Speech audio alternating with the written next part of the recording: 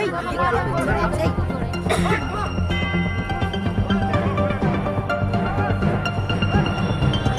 channel does not promote or promotion any illegal activities. All content provided by this channel is meant only for educational.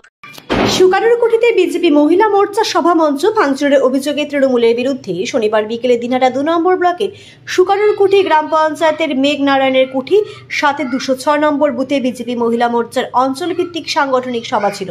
তবে সভা শুরু হওয়ার আগে ভারত মাতা ও doctor Shyamaprasad মুখার্জির প্রতিকৃতিতে মাল্যদান করছিলেন কোচবিহার জেলা বিজেপি মহিলা মোর্চা সভানেত্রী অর্পিতা নারায়ণ সহ অন্যান্য বিজেপি মহিলা মোর্চার সদস্যরা।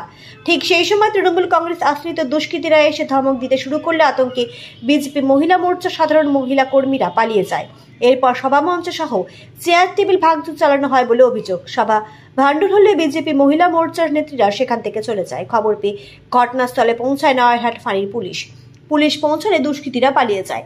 এই ঘটনায় রাজনৈতিক উত্তেজনা ছড়িয়ে পড়ে ওই এলাকায়। এই বিষয়ে বিজেপি মহিলা মোর্চার জেলা সভানেত্রী বলেন, তৃণমূলের পায়ের নিচের মাটি সরে গিয়েছে, সেই কারণে বিজেপির শাখা সংগঠন মহিলা মোর্চার সভাকে ভয় পায়। সেই সভায় তারা আক্রমণ করল, মহিলাদেরকে লাঠি দিয়ে আক্রমণ করে বলেও অভিযোগ। যদিও তৃণমূল কংগ্রেসের পক্ষ থেকে অভিযোগ ভিত্তিহীন বলে জানানো হয়েছে।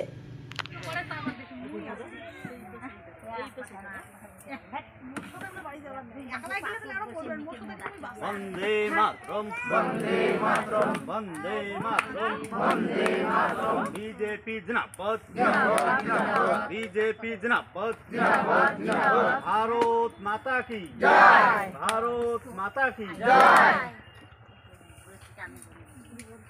দেখুন, তৃণমূলের এখন পায়ের নিচে মাটি নেই, ওদের পাশে জনগণ নেই।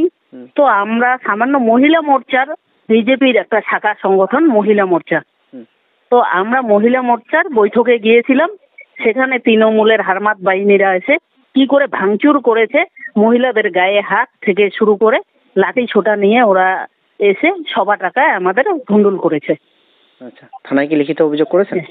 হ্যাঁ, করিনি, করব এখন। আমরা জাস্ট ওখান থেকে বেরিয়ে আসলাম, এসে এখন আমরা যাচ্ছি, থানায় যাব। ঠিক।